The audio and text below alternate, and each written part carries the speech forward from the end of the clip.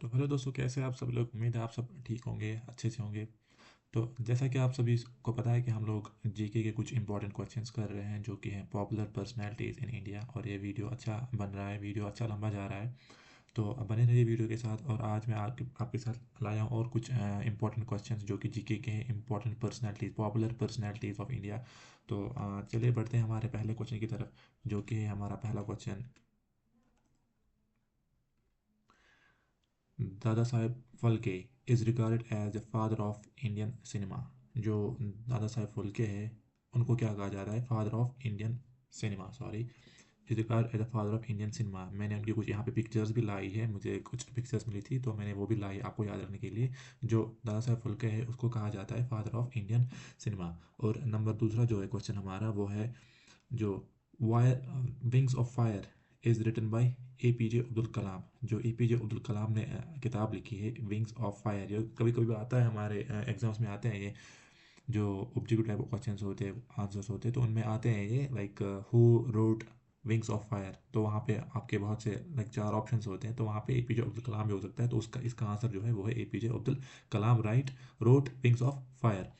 और इसी के साथ आता है हमारा तीसरा क्वेश्चन, जो कि है BR Ambedkar is known as the father of Indian constitution.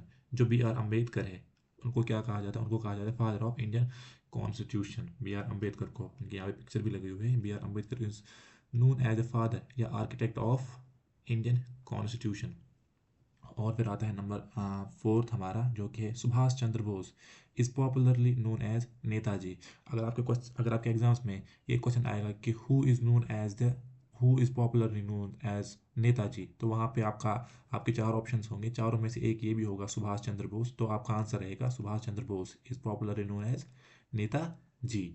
और इसी के बाद आता है हमारा पांचवा क्वेश्चन, जो कि है mother Teresa is often called the saint of gutters. She was also the first woman to receive Nobel Peace Prize in India in 1979। जो कि मदर टेरेसा है, इसको क्या कहा जाता है? सेंट ऑफ गटर्स भी कहा जाता है इसको। और ये पहली वुमेन थी इंडिया की जिन्होंने लिया था नोबल पीस प्राइज़। कब लिया था? 1979 में। ये रही मदर टेरेसा का पिक्चर यहाँ पे। और इसको इसको कहा जाता है सेंट ऑफ गटर्स।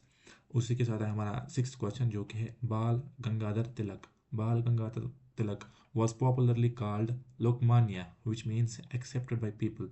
जो बाल गंगाधर तिलक थे इनको क्या कहा जाता था? लोकमान्य, जिसका मतलब है एक्सेप्टेड बाय द पीपल, बाल गंगाधर तिलक।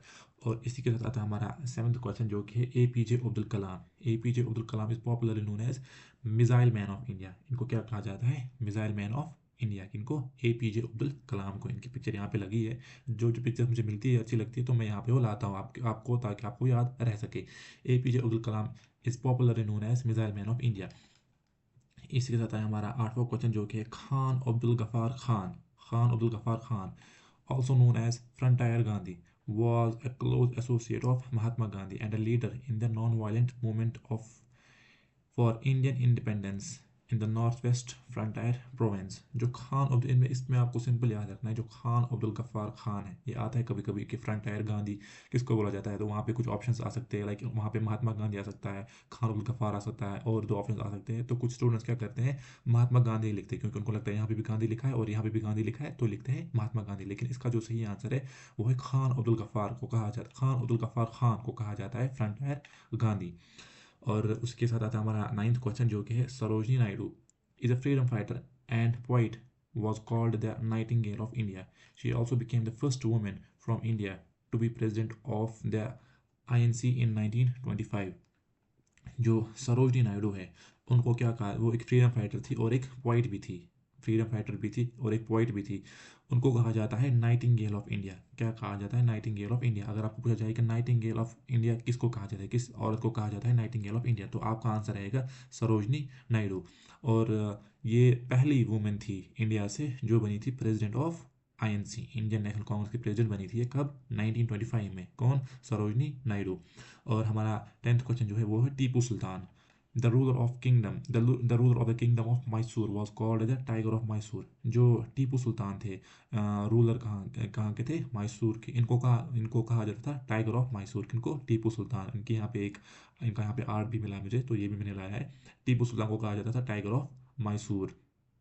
और अगर आपको वीडियो अच्छा लगा हो तो वीडियो को कीजिए लाइक,